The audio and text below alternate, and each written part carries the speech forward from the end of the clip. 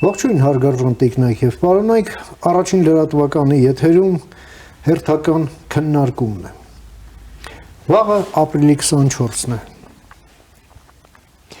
Վաղը Հայաստանի Հանրապետությունը, քաղաքացիները Հայաստանի, աշխարհասփյուռ հայությունը նշելու են այդ հերթական տարելիցը։ Նաեւ այն երկրներում, որտեղ պաշտոնապես ճանաչել են հայոց ցեղասպանությունը, եւս լինելու են պաշտոնական միջոցառումներ,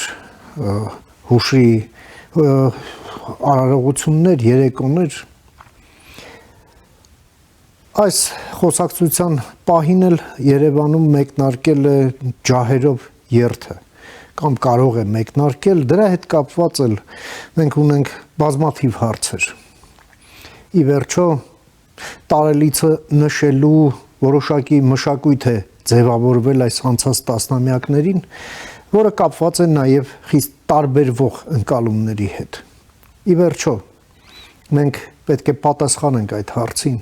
թե ինչու տեղի ունեցավ հայոց ցեղասպանությունը։ Օսմանյան կայսրության քաղաքականությունը 19-րդ դարում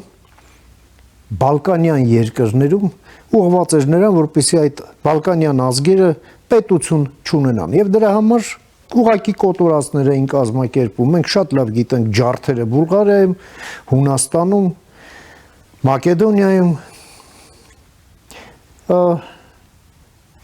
Հայերի հետ տեղի ունեցած ըստ էության ընկալվեց որպես հայկական հարցի վերջաբան։ Ուինստոն Չերչիլը իր համաշխարհային ճգնաժամ այդ Նոբելյան մրցանակի արժանացած գրքում գրելով Հայաստանի մասին, երբ ամփոփում էր առաջին համաշխարհային պատերազմի հետևանքները, արդյունքները, գրեց, որ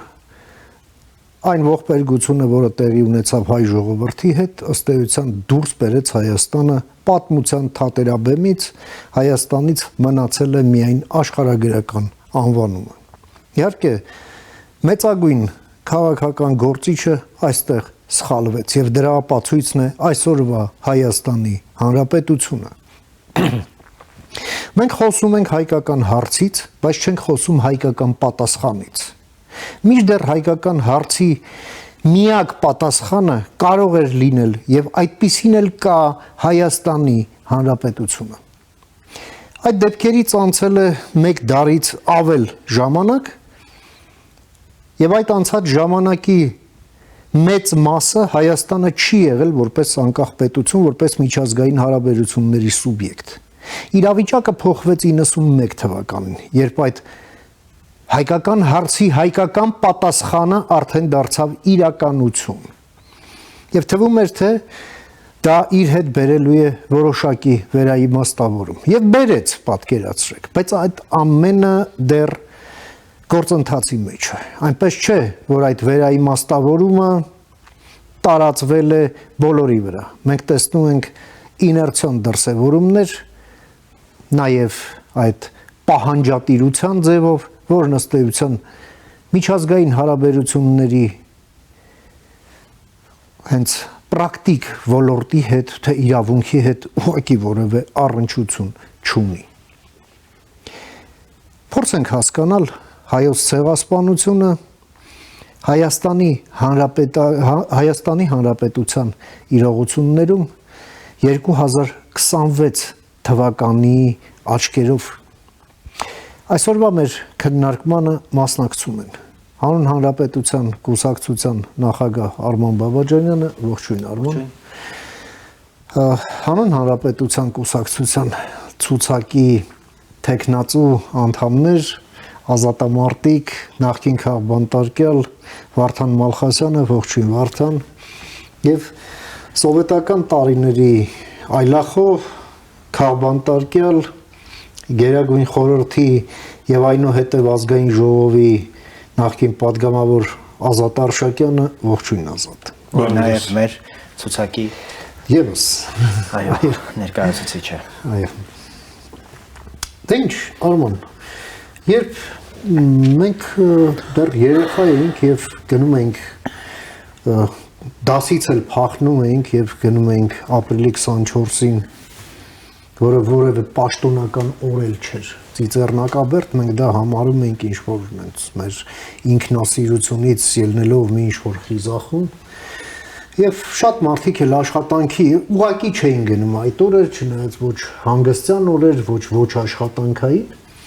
բայց այդպես էր ընդունված։ Մինչդեռ այս ամենը սկսեց ֆորմալիզացվել արդեն անկախ Հայաստանի պայմաններում, ինչ տրանսֆորմացիա տեղի ունեցավ եւ ինչ դեռ պետք է ունենա, այսպես ասենք, հասուն պետություն, հասուն հասարակություն այդ հասկացությունների, եթե կուզես բարձունքից նայելով այդ ամեն ինչին, խնդրեմ։ Պետք է արձանագրել, որ հայոց ցեղասպանությունը դա պատմության, քաղաքականության, ողբերգության եւ պատասխանատվության սահմանագիծ է։ Մեծ հաշվով ցեղասպանությունն է ինքնին պետության չգոյության կամ պետության բացակայության արդյունք է։ Ցեղասպանության չեն ենթարկվում պետություն ունեցող ժողովուրդները։ Այստեղ ես հատկապես ուզում եմ, որ մեր քննարկումը ծավալենք հենց պետություն ունենալու եւ դրանով մեր անվտանգությունը, մեր ժողովրդի ֆիզիկական գոյության եւ պետության հարատեվության հարցի շուրջ ավելի ծավալվելու եւ առասարակ խոսելու ցեղասպանությանը մեր պետությամբ պատասխան հասցնելու, պետությամբ պատասխանելու մեր դիրքավորման մասին, որովհետև նրանք, ովքեր ցեղասպանությամբ որոշել էին փակել հայ ժողովրդի էջը, հայ դատի էջը, մենք նրանց պետություն ունենալու մեր այս երազանքի իրագործմամբ պատասխանում ենք, որ հայ ժողովրդի էջը չի փակվել,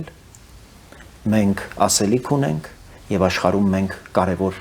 առաքելություն եւ անելիք ունենք։ Այ կարծում եմ նաև քանի որ ջահերի երթի մասին խոսվեց եւ ավանդաբար այդ երթը մեկնարկում է դրոշները այրելով ամեն տարի ապրիլի 23-ին առավոտյան ես այդ գործողության մասին եմ մտածում, որ մենք նաև մեր գիտակցության մեջ պիտի հասունացնենք, թե դրոշ վառելով մենք իրականում ինչ ուղերձ ենք հղում։ Ու մենք ինչ ապաշխարում, որովհետև դրոշ այրելը պետականություն չունեցող ազգերին է հատուկ։ Դրոշ այրելու այդ միջոցառման կազմակերպիչները պիտի հասկանան, որ այլ որևէ պետության դրոշ այրելով դու ճանապարհ ես բացում նաև նրանց համար, ովքեր կարող են այրել քո պետության դրոշը։ Կամ քո պետությունը։ Եվ այդ իմաստով այստեղ իհարկե հեշտ է դրոշ վառելը։ Դժվար է հասունություն ունենալ, որ վրեժը դրոշ վառելով չեն լուծում, այլ ուժեղ պետություն կառուցելով, հետևողական, համառ, կամային որոշումներ կայացնելով, որ ամենից բարձրը, ամենից արժեքավորը, ամենից վսեմը եւ ամենակարևորը պետությունն է, որի շուրջ մենք բոլորս պիտի համախմբվենք եւ ոչինչ, բառացիորեն ոչինչ չափսոսենք, որպեսզի մեր պետությունը լինի, մեր պետությունը գոյություն ունենա եւ հարատևի։ Վարդան, երբ Հայաստանն անկախացավ, Հայաստանը զուգահեռաբար պատերազմի մեջ էր, այդ անկախության կերտման տարիները եւ պատերազմի տարիները դրանք համընկնում են եւ այդ ժամանակ եւս այն ընկալումներ, որ մենք այս պատերազմը վարում ենք, որպեսզի թույլ չտանք ցեղասպանությունը առնվազն հայության մի հատվածի համար։ Կյանքը ցույց տվեց, որ այդ մոտեցումներում փաստորեն Հայաստանի Հանրապետության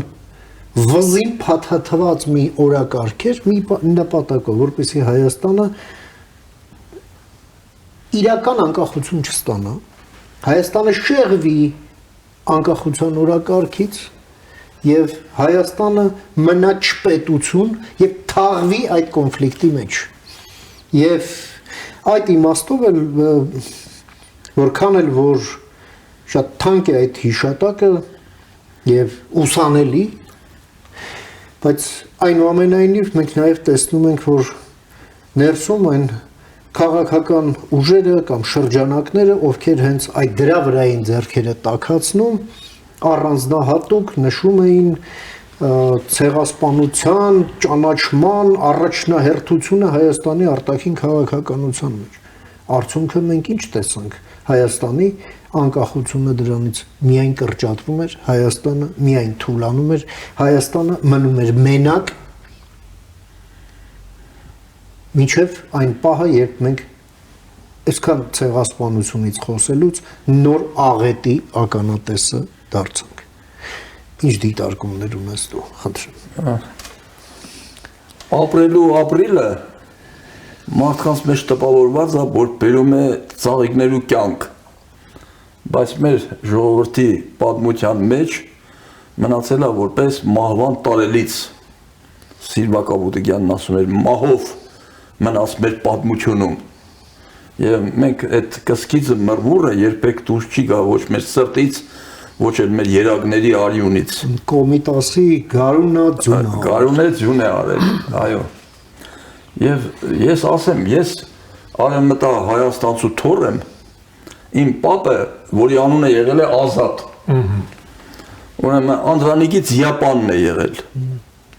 Եվ ինքը ես որ դպրոցական տարիներին իր հետ շատ էի զրուցում հենց այդ թեմաներով էլի։ Ինքն այդքան էլ գրում էր հայերեն, բայց լավ չէր գրում, ինձ ասում էր ես ինչ որ լավ ինչ որ կսիմ քեզի դու գրի առ։ Ես էլ գրի էի առնում։ Ասում եմ ես բանը ո՞նց եղավ, ինչի թուրքերը sense մեզ կոդորեցին։ Պատմում էր ինքը հետևյալ ձևով, որ մի քիչ ես կարող եմ տարբերվի իմ բաները էլի։ Ասում էր ինքը ամբողջությամբ մեղադրում էր ռուսներին։ Թուրքերի հետ հակասությունները միշտ եղել է հայերի։ Բայց հայերը Թուրքիայում բավականին բարձր դիրքեր են ունեցել եւ բավականին ունեցվածք են ունեցել։ Ունեցվածքի գրեթե մեծ մասը ավելի շատ հայերի ձեռքին էր, քան թե թուրքերի։ Եվ թուրքերի հետ գտել էին ասենց համակեցության ինչ որ բանալի։ Ուրեմն երբ որ Համիդը արյունարբու Համիդը տապալվեց եւ իշխանության եկան այդ հեղափոխական երիտ թուրքերը, որ Եվրոպայում էին կրթություն ստացել, նրանք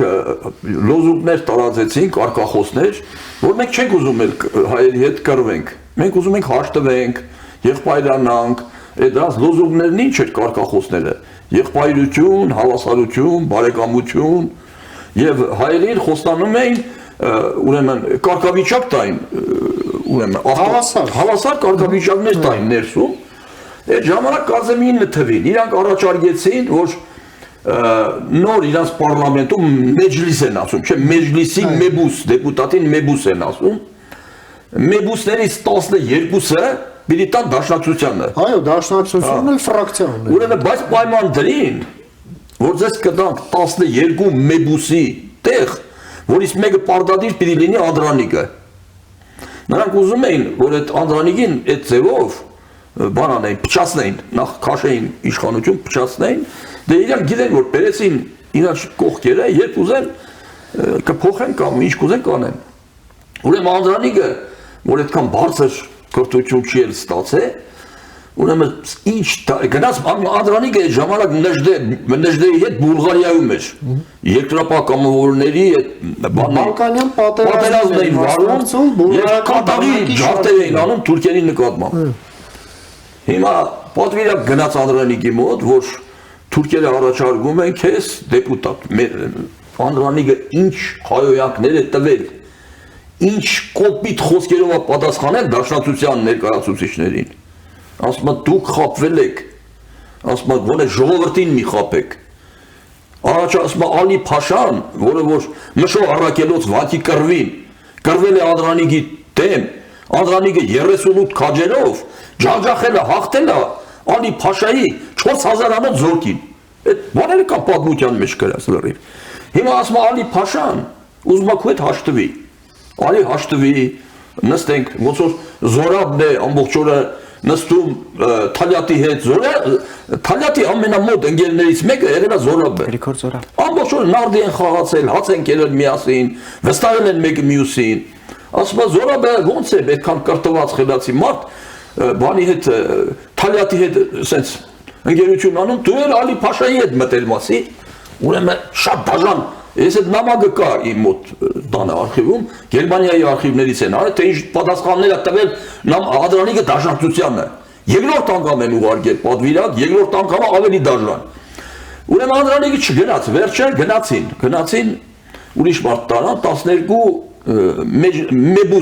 մեբուսի պաշտոն վերցրին, եւ թուրքերը նպատակ չունեին, հայերդ իհարկե կային հակասություններ, բաներ, հայերին սես դաժան ոչնչացնելու։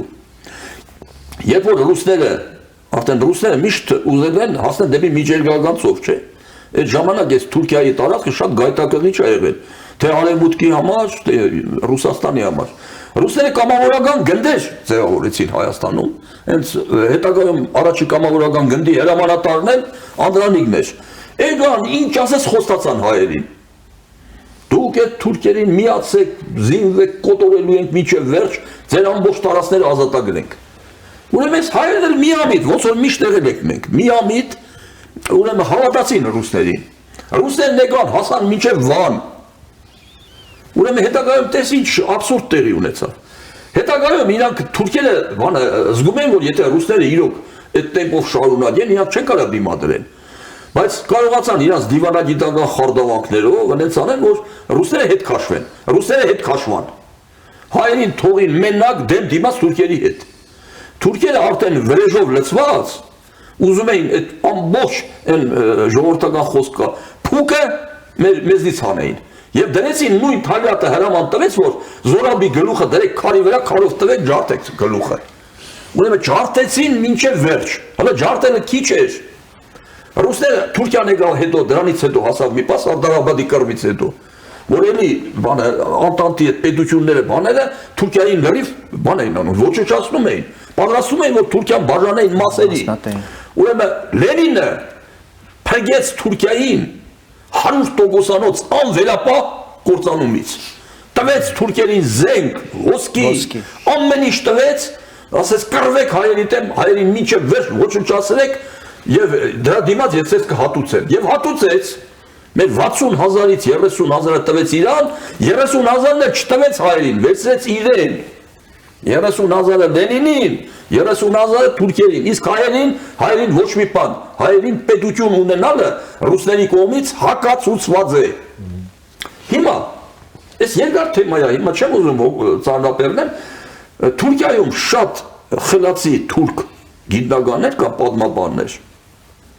որ բազմիցս մանավանդ այս վերջին տարիներին հորդորում են թուրք իշխանություններին, որ իրանք ցեղասպանություն ճանաչեն։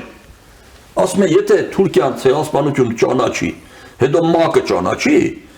այդ գիտնականների կարծիքով Թուրքիան շատ օգուտներ կքաղի դրանից։ Ինչով կքաղի։ Թուրքիան երկու մեծ խնդիր ունի։ Մեկը քրդերի խնդիրն է, մյուսը հայերի։ Հիմա այդ մեր արևմտյան Հայաստանի տարածքներում ապրում են քրդեր։ Ասում են, բերեք ցեղասպանությունը ճանաչեն, գտե մի 20 միլիոնից ավել քուրդ կա։ Այդ 20 միլիոն քրդերի հետ միասին այդ տարածքները տանք հայերին։ Եթե տարածքները տալիս են հայերին, այս պետությունը նոր պետություն պիտի ձևավորվի, չէ։ Այս պետությունը ինչ պիտի կոչվի, պիտի կոչվի Քրդա Հայաստան, որի մեջ մենք կազմում ենք ընդամենը 10%։ Պարլամենտում էլ պիտի 10% ունենա։ Քրդերը չեն գալիս մեզ ոչնչացնեն, բայց գալիս են մեր պետությունը վերացնեն։ Այսպիսով Հայաստանը դադարում է։ Այսինքն, այս ջանքերը, որ մենք թափում ենք, ես չեմ ասում քավլիցի, մոռանանք, ուրանանք, մենք երբեք քաղաքականության մեջ ռեալիստ չենք եղել, չենք կնես, միշտ հուզական բաներ ենք մտածում։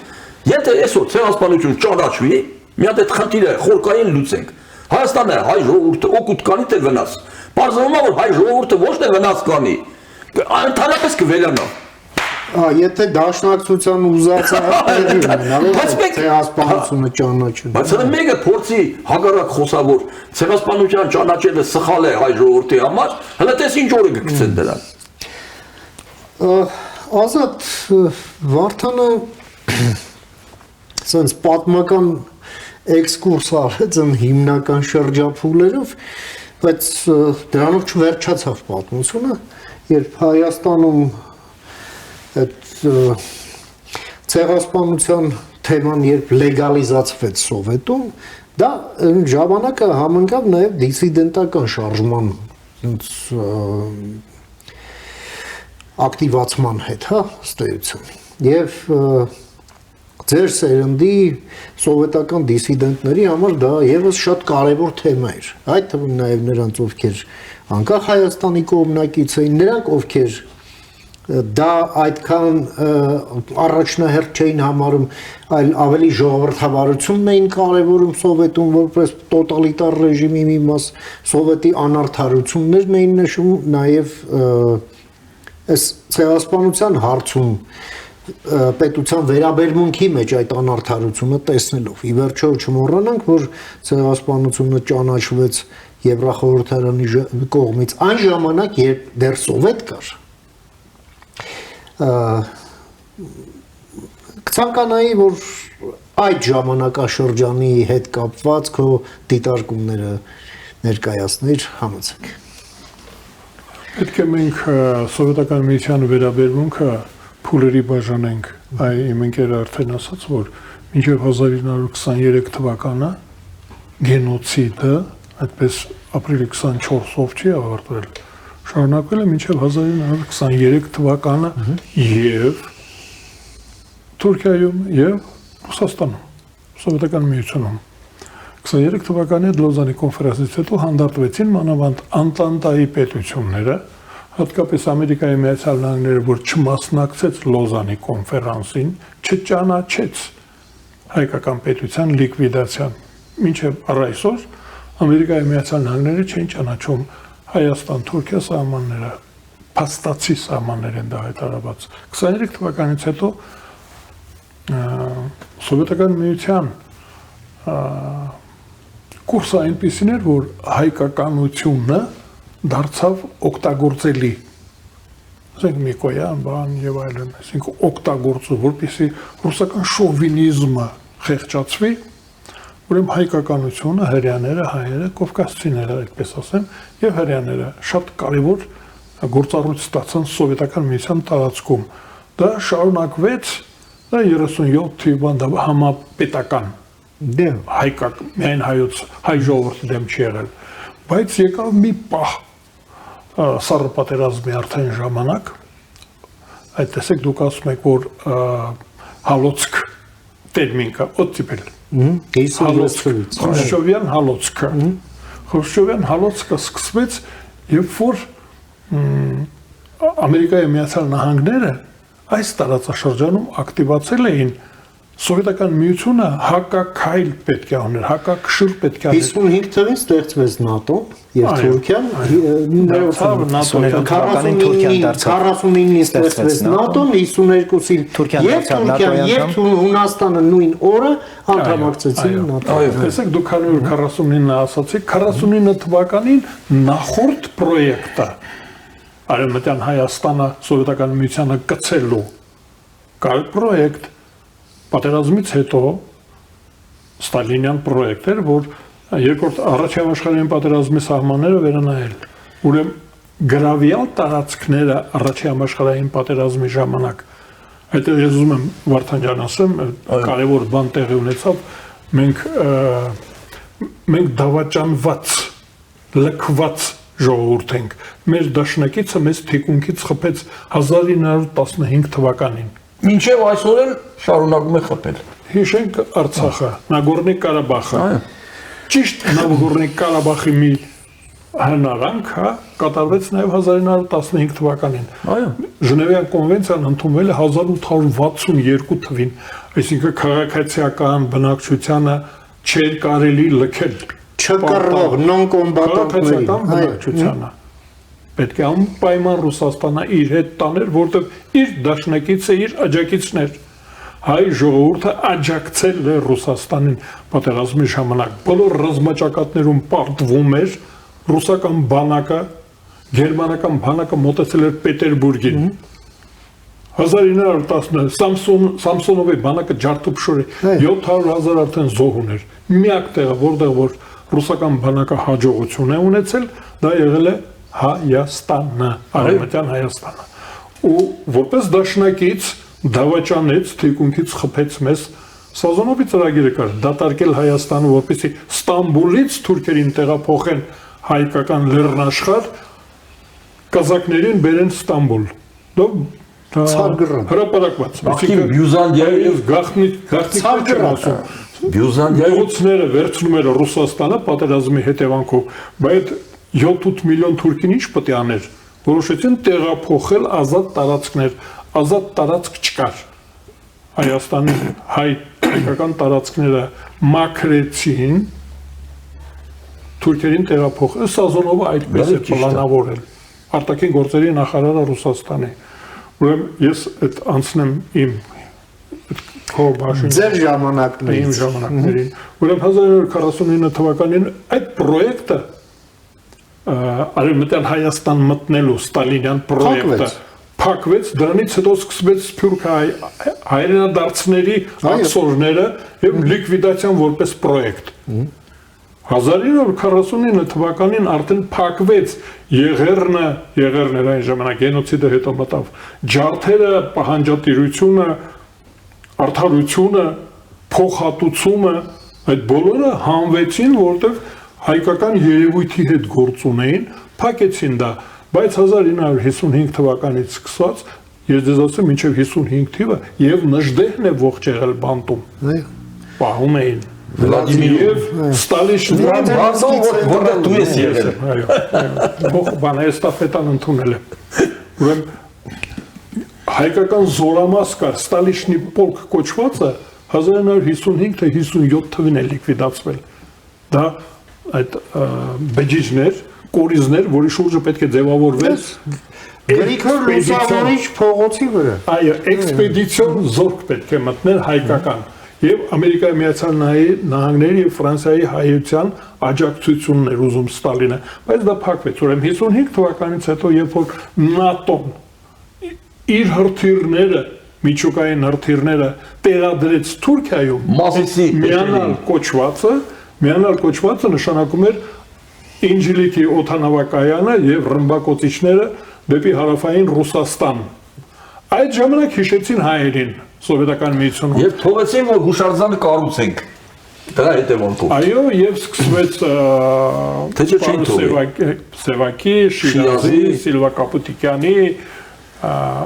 Էմինի, այսինքն սկսվեց հիշվել, նախ վերադարձան աքսորիալները։ Շատ կարևոր բան է ասում Ազատ։ Վերադարձան Турецкие подданные։ Այն ժամանակ օրինակ Վրաստանում եւ Ադրբեջանում NKVD-ն շրջում էր տներում, ասում էր Турецкие подданные։ Այսինքն թաքնված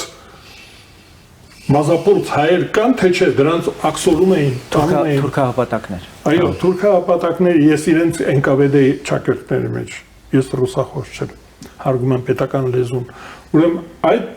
օտիպելը էապես նաև վերաբերվեց հայկականությանը, այսինքն Հայաստանը դարձավ նորից գործիք, հայկականություն դարձավ գործիք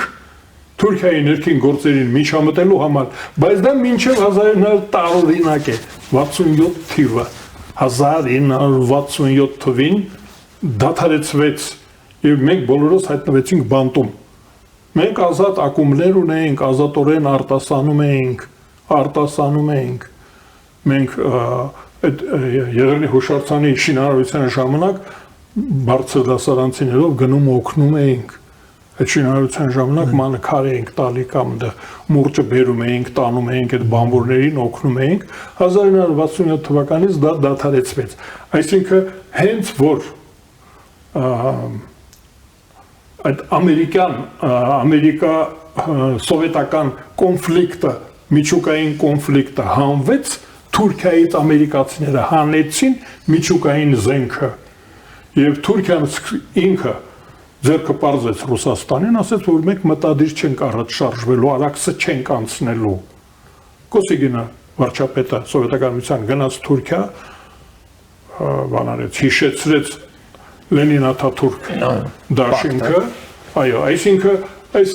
Եղեռնի հուշարձանը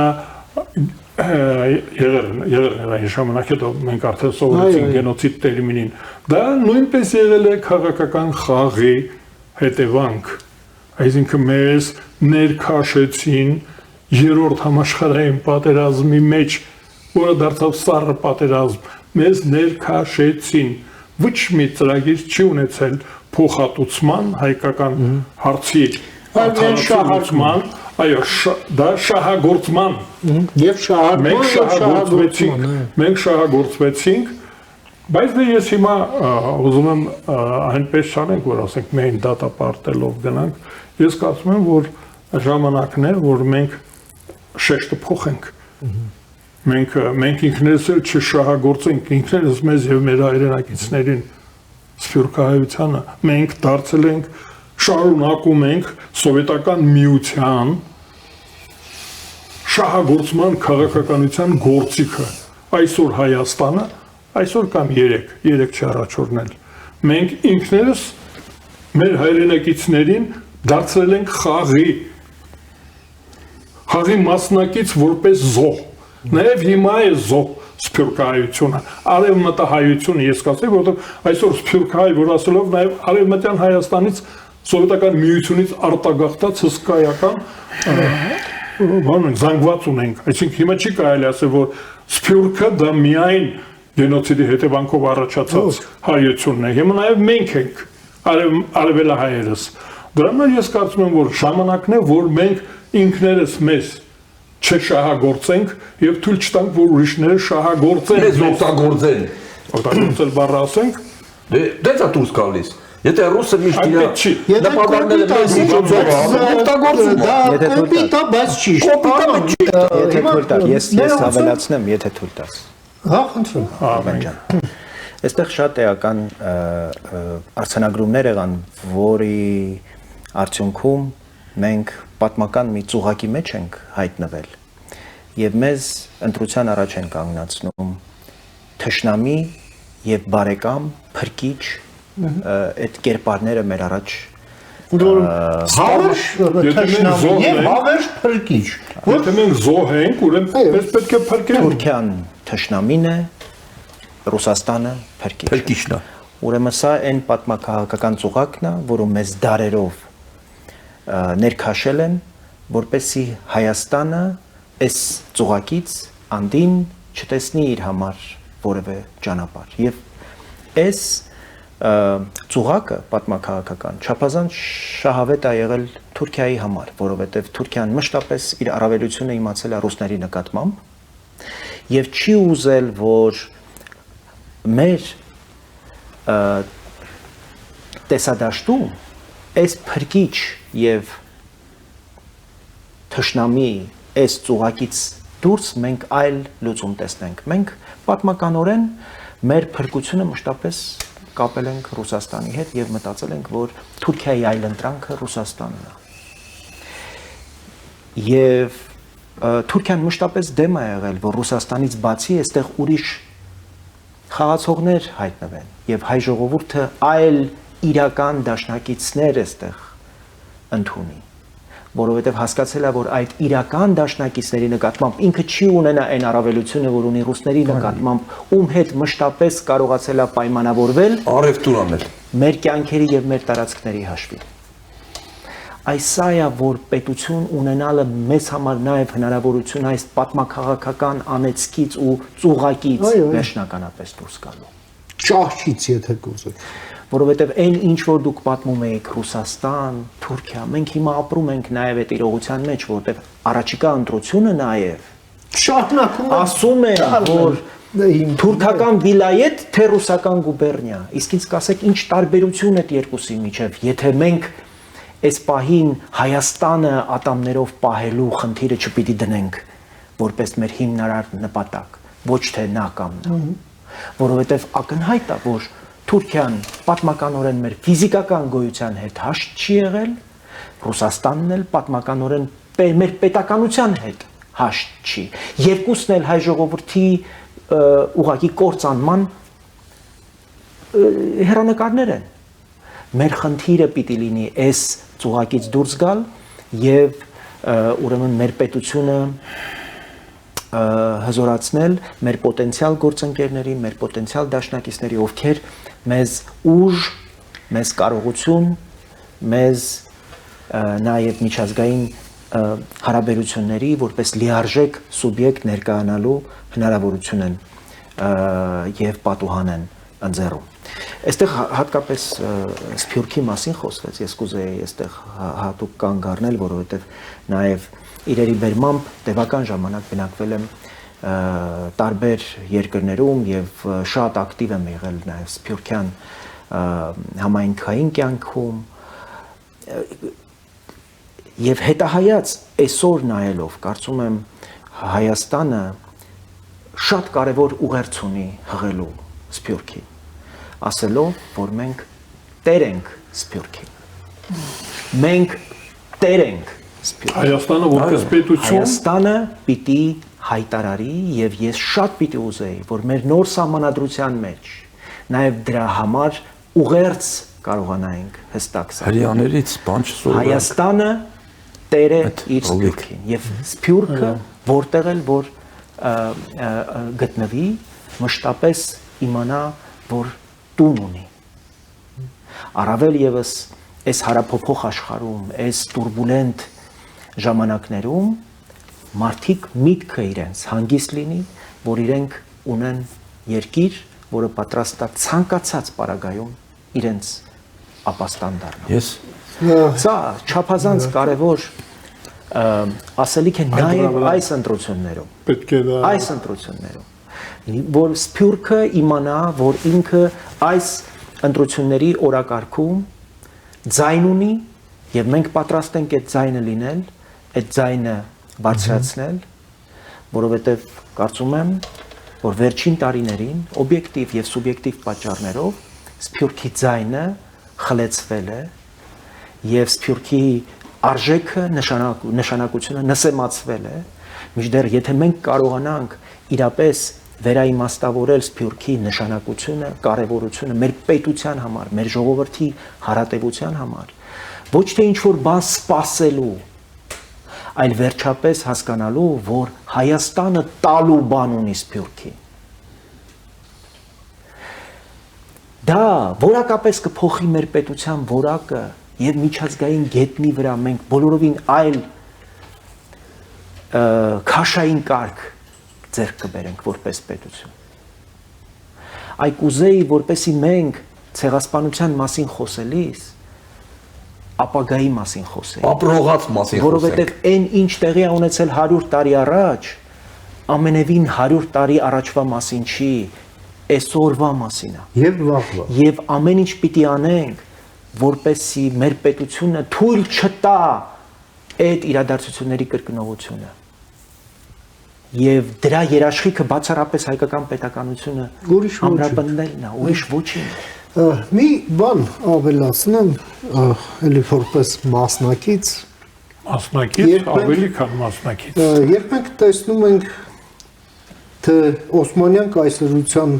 մաս հանդիսացող ժամանակին տարբեր պետություններ, ինչպես են վերաիմաստավորում իրանց անցյալը, ընդ որում բուլղարացիներ, որոնք 100,000-ներով կոտորվեց, դիմադրեցին էլ, բայց կոտորվեցին էլ, հույները, ես հասկանում եմ յուրաքանչյուր հույնի կարող եմ հասկանալ, թե ինչ են ազգում, երբ, ասենք, տեսնում է մինարետները Այա Սոֆիայի վրա։ Կամ իրենց դպրոցական պատմության դասագրքում կարդում են Զմյուրնիայի ջարդերի մասին, 22 թվական։ Բայց ես նաև ուզում եմ, որ մենք, եւ գիտեմ, որ հայերի մեծամասնությունը եւս հասկանում, կարողանում է հասկանալ յուրաքանչյուր հույնին այդ հարցում։ Բայց ես կերազեի, որ մենք նաև հասկանանք այն հույն պետական գործիչներին, ովքեր այդքան քաջություն ունեցան, որ օրինակ 1926 թվականին փոխադարձ այցեր տեղի ունեցան։ Աթաթուրքն այցելեց Հունաստան եւ Հունաստանի վարչապետն այցելեց Թուրքիա։ Եվ այդ պետությունները որ փոխանակվելուց հետո բնակչությամբ Այո, Պոլսից կառուցել են այսօր ոչ թե բարեկամություն, եղբայրություն, չէ, պրագմատիկ, քաղաքակիրթ, հորիզոնական, ժամանակակից, ռեգլամենտացված հարաբերություններ, բացել են դեսպանություններ, գնում գալիս են, տարանցում են ապահովում,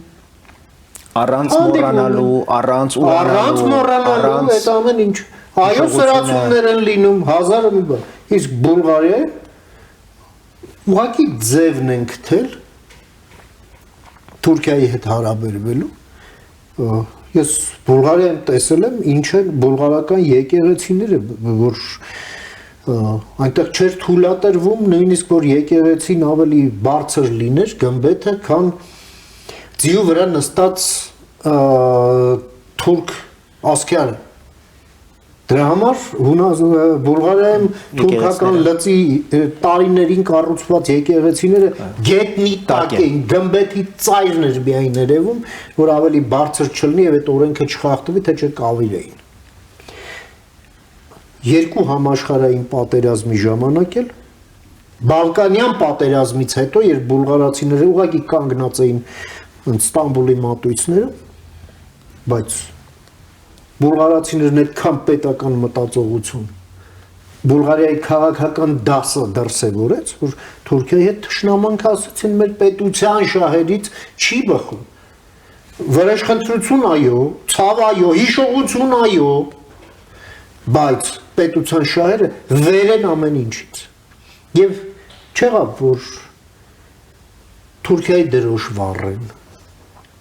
չգիտեմ, խրտվիլակ դնեն վառեն։ Կներեք, մենք ժամանակն է հասկանում, որ 35 տարվա անկախ պետությունը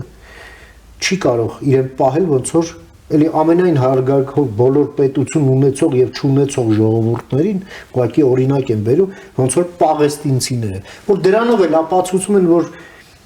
նույնիսկ ճանաչելով Հայաստանն էլ է ճանաչել Պաղեստինը որպես պետություն, բայց չեն կարողանում դառնալ պետություն, որովհետև դա է իրանց ընկալումը պետության, որ պետությունում ուրիշ պետության դրոշ չեն վառում։ Կարող ես վերաբերվել ինչպես ուզում ես, բայց նման սենց անպետական, անղեկ մտածողությունը դա ընդհանրապես դու ոչ մեկին ոչինչ չես ապացուցում բացի քո տկարությունից, բացի քո կամազրկությունից, թուլությունից, մաղձից, որը ավելի շատ քեզ է ուտում, քան այն օբյեկտին, որը դու թշնամի ես համարում։ Գնանք ազգով կանգնենք սահմանին եւ գորանք թշնամի, չթշնամի, դրանից ոչ մեր ուժը կավելանա, ոչ Թուրքինը կփոխանցի։ Որ աշխարհում չկա արդարություն։ Պրագմատիզմի մասին եք խոսում։ Ցիցերոնից սկսած, երբ ասում էր օ ժամանակներ ու բարքեր դեռ 2000 տարի առաջ աշխարհը չի փոխվել։ Ցանկացած տարվա մասին կարելի է ասել օ ժամանակներ օ բարքեր աշխարհը կատարյալ չի եղել, չէ եւ չի լինելու։ Ամբողջ հարցն է, որ պետությունն էլ հենց նրա համար է, ստեղծում են մարդիկ նրա համար, որպեսզի այդ ապրիորի անարդարության պայմաններում իրենք հետապնդեն, ինչը քաղաքական շահ, քաղաքականությունը շահերի ֆունկցիա է, այլ ոչ թե ոտանավոր ասելու կամ դրոշ վառելու եւ այլն։ Համեցիր Վարդան ջան։ Վերջապես նոտայով չէ բան անենք, ամփոփենք։ Սևակն ասում էր ողբան մեռելոց կոչեմ ապրողած։ Մեկանեմ շանթեր կոչեմ ապրողած։ Այո։ Հիմա տեսեք, երբ որ հрьяաների ցեղասպանությունը Հիտլերը արեց, այն ժամանակ քանի որ իրան ասում էին, որ ամբողջ աշխարհը կդատապարտի քեզ, այդ կա բանս տեղերում ասել է հայերին, որ սպանեցին։ Հա, որևէ մեկը, այսինքն նախադեպ դարձավ մյուս ցեղասպանության, այս ցեղասպանության ճանաչումը հենց նրա համար է, որ կատարողը պիտի ճանաչի, որ այդ նախադեպերը բան անեն, փակեն այդ էջը էլի։ Հիմա տեսեք, բայց հрьяաները հələ ավելի ծանր բան ճակատագիր ունեցան, քան թե մենք։ 2000 տարի պետություն չունեին։ Հա։ Եվ ծրված էին աշխարհով մեկ, Գերմանացիները մոտ 5-6 միլիոն հրյա սպանեցին, չէ՞ կարծեմ։ Ամբողջ Եվրոպայում։ Հա, Եվրոպայում 5-6 միլիոն, այսինքն 3-4 անգամ ավելի շատ, քան թե մեզ են սպանել։ Բայց հրյաները իրաց մեջ ուժ գտան 2000 տարի պետությունը կորցնելուց հետո ուրեմն պետություն ստեղծեն։ Պաղեստինում այդ ժամանակ ապրելիս ա եղել 10000 հրյա։ Բայց այսօր է 10000 հրյայի փոխարեն ապրում է 10 միլիոն։ Եվ Հայաստանի 2/3-ը տարածք։ Եվ տարածքը մեր բանի կեսից մի քիչ ավել։ Բայց դարձել է ամբողջ մերձավոր արևելքի գլխացավը Գլխացավը եւ հեգեմոնը։ Այսինքն հզոր ես չեմ ասում մոռանանք այդ ամեն ինչը։ Դե մրմուռա սկզբից ասի, որը պետք է միշտ մրմռա մեր մեջ։ Բայց մի քիչ մենք պրագմատիկ լինենք, իրատեսի լինենք, ճիշտ գնանք քայլերով գնանք առաջ։ Այդ մրմուրը մեզ պիտի ուժեղացնի մեր պետությունը, մեր պետությունը։ Որ հիմի պարոն Բաբաջանյանը ճիշտ ասեց, որ այո, եթե մեր ամբողջ աշխարհի հայերի ներուժը մենք բանալին գտնենք եւ մեկտեղ ենք ստեղ այս տարածքի վրա, ստեղ ոչ թե 10 միլիոն մարդ կարելի է ապրի, այստեղ 50 միլիոն մարդ բան է, մի անգամ ասել եմ, Սինգապուրը իր տարածքով 42 անգամ Հայաստանից փոքր է, ապրում է կարծեմ 10 միլիոն մարդ այդ տարածքի վրա, 8-ից 10 միլիոն։ Չէ, ես մի անգամ հեռուստացով բանալին հետ եմ լսել։ Հիմա ուզում եմ ասել, եթե մենք խելացի ճիշտ, ուրեմն առաջադեմ քայլեր ձեռնարկենք, այս մեր պետականությունը զորացնենք, ավելի ինքնիշխան դառնանք, այստեղ կարելի է 10 միլիոնից ավել հայեր հավաքել, դրանց ներուժը օգտագործել։ Բելգիայում հենց հիմա 10 միլիոն եւ այստեղ դարձնել այս տարածաշրջանում մի հզոր հրյաների նման մի անպարտելի երկիր։ Բայց քանի դեռ մենք չենք հասել դրան, ի կատար չենք ածել։ Բայց մենք ճանապարհների փնտրտուքի մեջ ենք եւ առաջիկա ընտրությունները նաեւ այդ ճանապարհները գտնելու մասին են։ Հայաստանը այդպիսի պետություն լինելու համար հստակ արտաքին քաղաքական որոշում պիտի կայացնի։ Այո, պարոն Մալխասյան։ Ճիշտ է։ Պետք չի շատ այս կողմեն կողմ նայել։ Մենք հավատում ենք, որ Հայաստանը կարող է ուժեղ, զարգացած, ժողովրդավարական, ամուր պետականություն ունենալ Եվրոպական միության կազմում։ Օրինակները Հայաստանի նման կոմպակտ երկրների բազմաթիվ են հենց միայն Եվրոպական միության մեջ։ Ուրիշ տեղ պետք չի փնտրել։ Այո։ Հետևաբար նաև գալով ցեղասպանության մասին այս հետաքրքիր քննարկումը կարելի է ամփոփել, թե Հայաստանը ինչպես պիտի գտնի իր modus vivendi, ինչ որտեղ պիտի գտնի այս հարափոփող աշխարհում իր ճանապարհը, իր հարատևության ապրելու իր ձևը, իր ուղին, ոնց պիտի հարթի, որովհետև այն տեխնոլոգիական հնարավորությունները, այն քաղաքական, այն անվտանգային, այն բնապահպանական, այն արդյունաբերական, այն տնտեսական ակտիվները, հզորությունները, որ մենք կարող ենք փոխառել Եվրոպական միությունից, չկա աշխարհում որևէ այլ այսպես հեռանկար, որ կարող է Հայաստանին այդ ճանապարհը, այդ հնարավորությունները կիսվել եւ ուրեմն մեզ համար ճանապարհ բացել։ Սա է ցեղասպանության այս դժոխային իրողությունները, այս պատմական էջերը վերհիշելու հետ մենք միշտ պիտի ապագային մեր հայացքը ուղենք եւ գտնենք այն ճանապարհը, որը մեզ իրապես մերը կլինի, հայկական պետականության ճանապարհը կլինի, համայն հայության հայացքները մեկտեղելով Հայաստանի վրա, այո, մտքում երազելով մեծ Հայաստանի մասին, բայց ամբողջ ուժով եւ մեր կարողություններով, մեր մտքով, մեր գիտելիքով գրկելով այն ինչ ունենք, որպեսզի կարողանանք երաշխավորել մեր պետության եւ մեր ժողովրդի եւ մի նկատառում էլ շատ կարեւոր է, տեսեք, այս հիշողությունը 15 թվականից հետո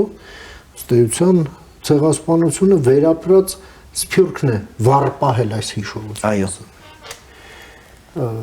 որում հիմքում ունենալով պատմական հայրենիք,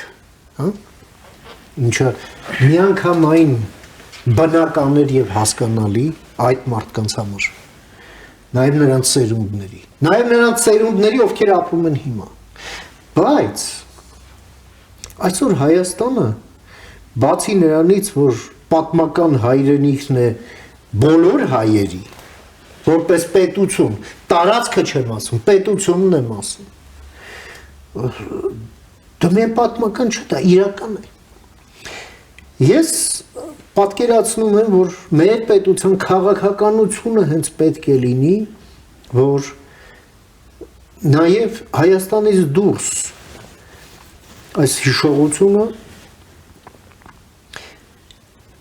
եւս լինի պետականնակենտրոն։ Սա շատ կարևոր է։ Ի վերջո եկեք ֆիքսենք, որ վիճակն աննորմալ է, երբ հայության միայն 30%-ն է ապրում Հայաստանում։ Սա նորմալ վիճակ չի։ Սա արդյունք է այն ողջ արհավիրքների, որով անցել է հայ ժողովուրդը։ Բայց Հայաստանը նաև հսկայական ներուժ ունի, այո, հայրենադարձության։ Հայրենադարձությունն առանց այդ վերաբերմունքի, առանց գիտակցության, փոփոխության, առանց այդ պետականակենտրոնության, մտածելակերպի, ներդրման եւ քարոզման հնարավոր չի լինի ուղղակի։ Այստեղ շատ կարևոր բան եք ասում։ Ընդհանրապես պետության նկատմամբ վերաբերմունքը արմատապես պիտի փոխվի։ Տեսեք, հիմա Ռուսաստանից ինչ որ քաղաքական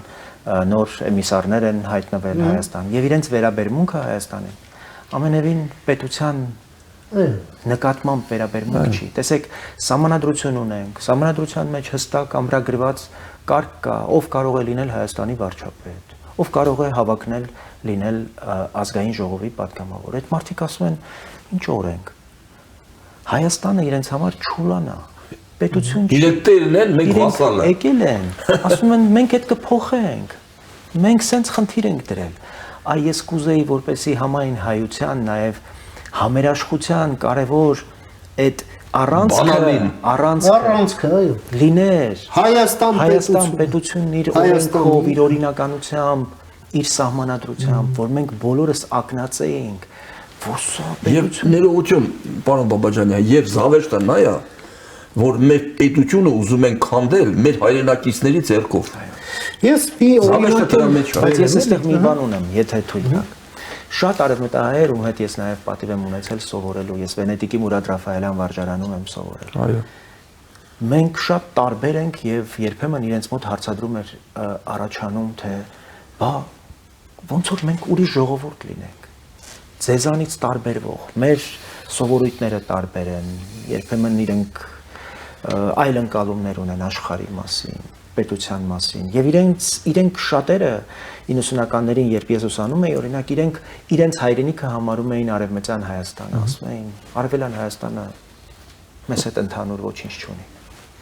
Եվ ես սրա մասին շատ եմ մտածել, բայց ես ուզում եմ նաեւ որպեսզի մենք ֆիքսենք, թե ինչպես կարող էին արևելահայ, իրանահայ Մուրադը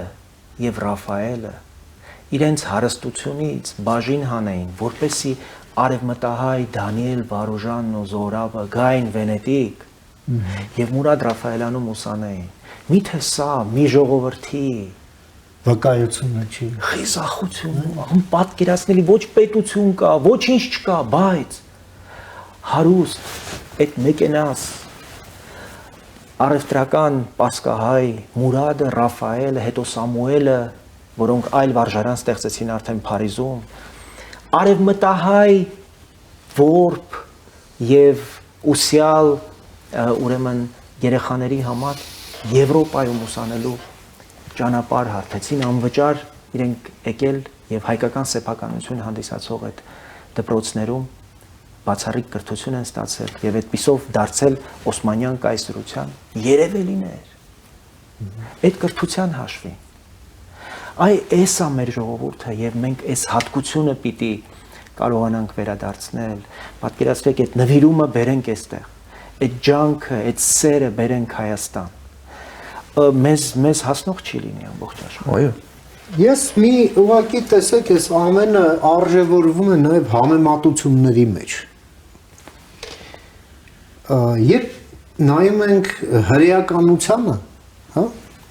այնտեղ կա մի մեծ հոսանք, որ ուղղակի Իսրայելի գոյությունը համարում է մի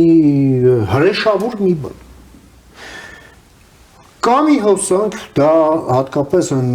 կրոնական ֆունդամենտալիստներին, որոնք ասում են լավ, ճանաչում ենք, բայց մենք բանակում չենք ծառայելու, մենք զբաղված ենք ավելի կարևոր գործով աղոթելով, երբ պետությունը անընդմեջ պատերազմների մեջ։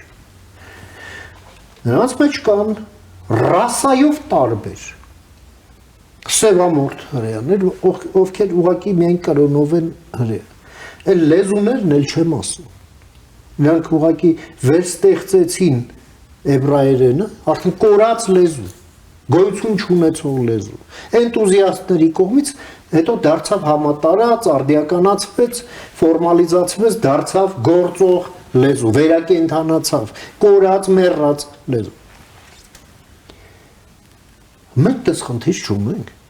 Ինչքան էլ արևելահայ եւ արևմտահայ ենք,